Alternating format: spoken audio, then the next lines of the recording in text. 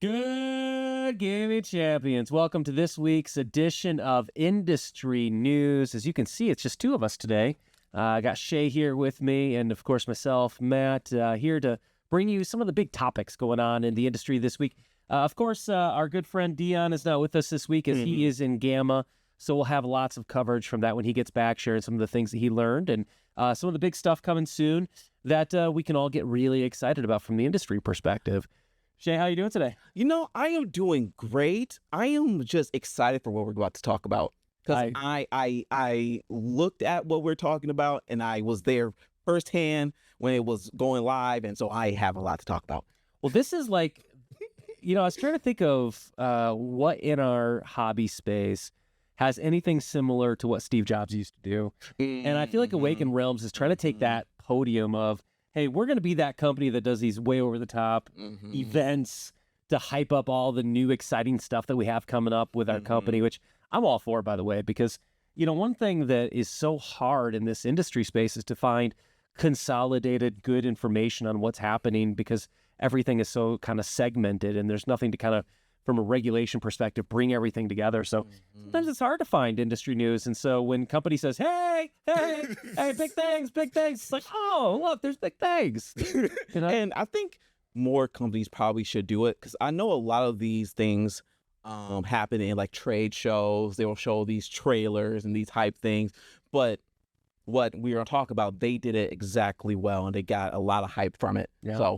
So as we go into this, again, we're going to be talking about Awaken Realms Next 2024, their big industry event, to showcase some of the big things that they have coming up. And of course, kind of going back to one of the first episodes that you and I did for Champions of Tabletop was we talked about our favorite publishers. And I know they were on mine, and I think they were on yours too. Yes, they were. So, it's easy to see why, because when you look at some of the games they have in their library, you have games like Nemesis. Yeah, Nemesis. Go ahead. They got ISS Vanguard, the Great Wall. I mean, we could just read from a list too, so that's fun. But makes us look smart. Tainted Grail, which I just got from Second Printing Kickstarter. Which how do you think about that game? That's a different video. That's a different video. I can tell you how my wife felt when she saw a 30-pound box show up. That's another video. Again. So, but with that, let's kind of highlight some of the things that were talked about in Awaken Realms next event. So, Shay, the first thing we'll kind of start with was just checking some dice. Yes. Awaken Realms is very well known for their Vault series with heroes and companions. And so, again, they're going to turn to this again and release their second wave for new games. And I'll be frank with you, Shay, I did not back this the first time through because, to be frank with you, like outside of, wow, here's some really expensive, weird-looking dice, I didn't really understand what was going on. Yeah, and I think what they're trying to do, because they are like really expensive dice, fancy. They usually some has faces on it. And what they're trying to do is make them like story dice. And so like you as a GM could roll this dice instead of rolling the D6 to try to figure out what the monster did. You could see like a reaction that's on the dice, or you can see something like that. So it creates the story for you. So it's a little bit a helper for like people to play their characters and for GMs to do that. So I am excited for this. I haven't backed it either, just because I haven't been playing a lot of RPGs lately. And plus, I like more the spook, and they haven't hit that realm yet. But when they do, but because they had a dice for Nemesis, and I know you love Nemesis. They had a dice for Nemesis, but this is more for. They have a cat on it because they're big into like the Nemesis space cats. Well, the Nemesis Lockdown has a raccoon, and the new one has Trash Panda, a turtle. I can't remember. But anyway, so that's what Hero Vault is really. A Vault Hero is premium dice, but is dice that helps you tell stories with the different sides. No, I didn't see, and maybe I don't know if you saw this. Did they announce what games the dice are coming out for yet? See, the game that they usually do those dice for is not like a specific game. They usually do it to stretch upon any type of RPGs. That's why they don't call it like D&D hero or Pathfinder hero.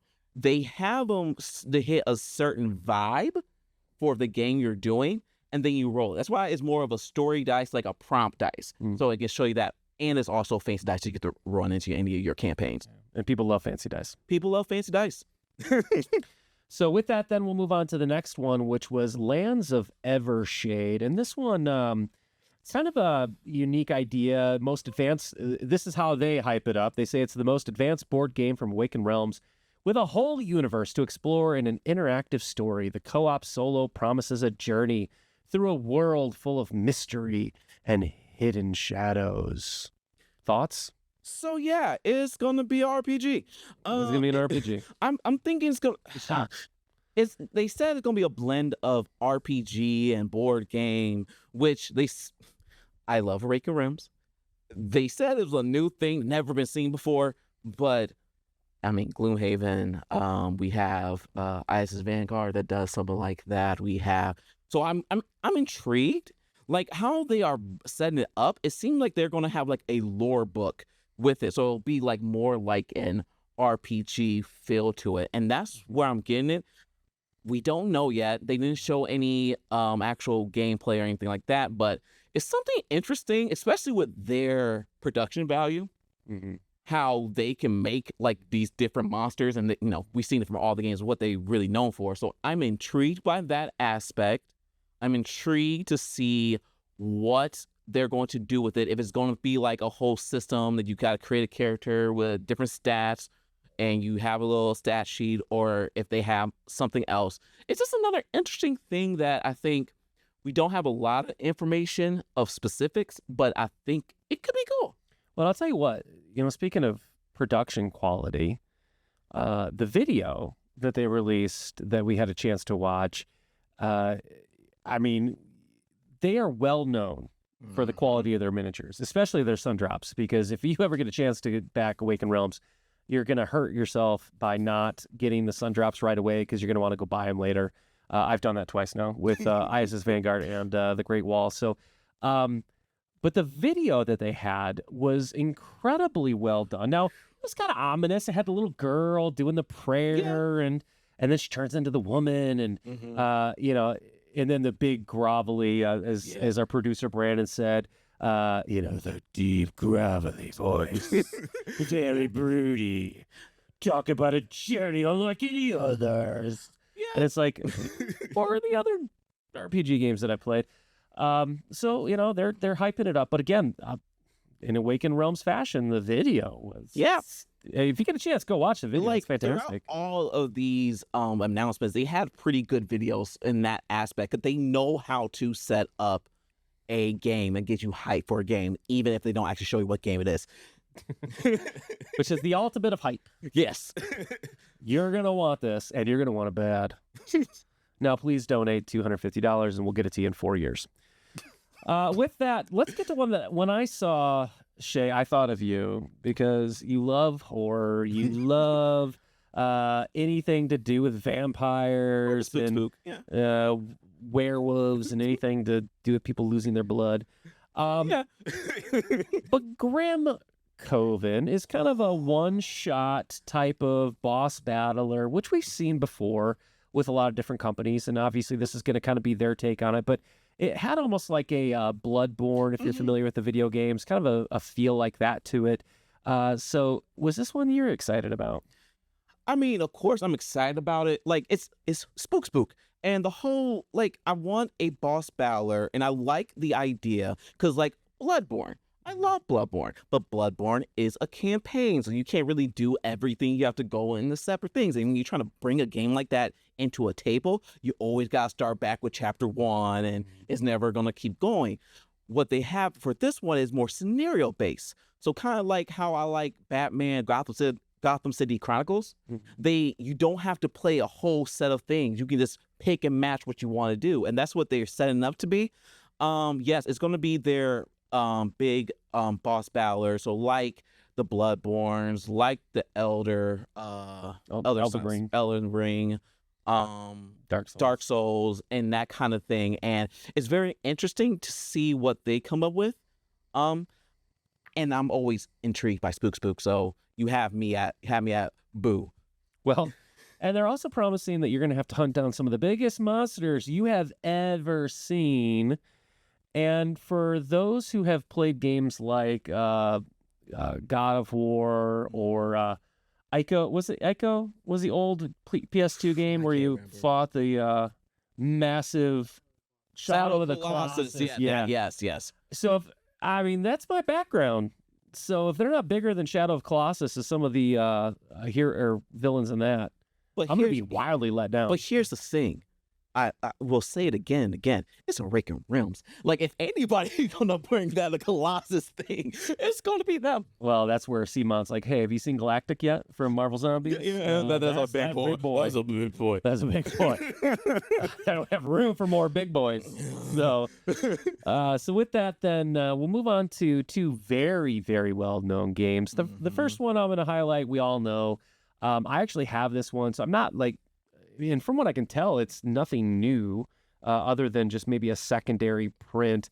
But Castles of Burgundy, obviously one of the greatest games of all time, a great dice rolling experience. And then, of course, when Awaken Realms and Ravensburger got their hands all over it, and just specifically Awaken Realms deluxeified the out of it. Yes, they did. And, of course, I did drop that one. Yes, you did. And I got all 75 boxes. And what about this game that they are saying is new is, I don't know, because I don't own the game.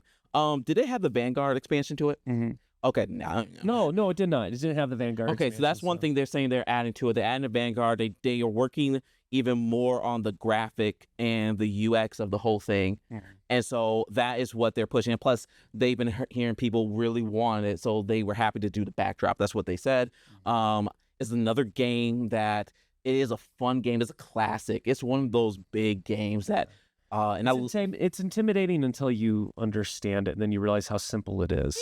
Because it seems like there's a lot of moving parts. It seems like there's just so much to micromanage. Because I feel like this is one of those early gateway type of games where people are coming out of Catan and they say, "Ooh, I can see where board games can go. What's next?" And I feel like Castles is like that great next step type of game. But when you add all the extra pieces, and I think for those of you out there who didn't get the acrylic pieces, you know what I'm talking about. This is your chance, is what I'm thinking. Because there was a lot of people who, when they did the first campaign, they released things in a way where you backed all in. But then later in the campaign, they announced oh, by the way, we're going to do acrylic tokens. And then most people missed that. So there was a huge rush on them after the campaign, and people started getting it's oh, wait, I missed acrylic. So you have all these beautiful game pieces, all these sun-drop castles, and then this cardboard. And it's just I just throw it away. You don't have time for cardboard. You don't have to throw it away. Give me the acrylic, baby. That's fair. So I promise you, when you look at the number backed on GameFound, I promise you those acrylic tokens are going to have a ridiculously high quantity of people backing for those who missed the first time and didn't want to pay $700 on retail or secondary market. So... But yeah, so if you didn't get it the first time, this is gonna be a great opportunity. I'm sure they're gonna throw a few new minis in there. I've seen a couple images that they may throw out there, and then obviously the Steffenfeld Design Vineyards expansion is also gonna be a part of that as well, which was part of the first one. So yeah, get it if you haven't got it. It's a great game, and you can't go wrong with it. The next one, this is a gateway game into board games.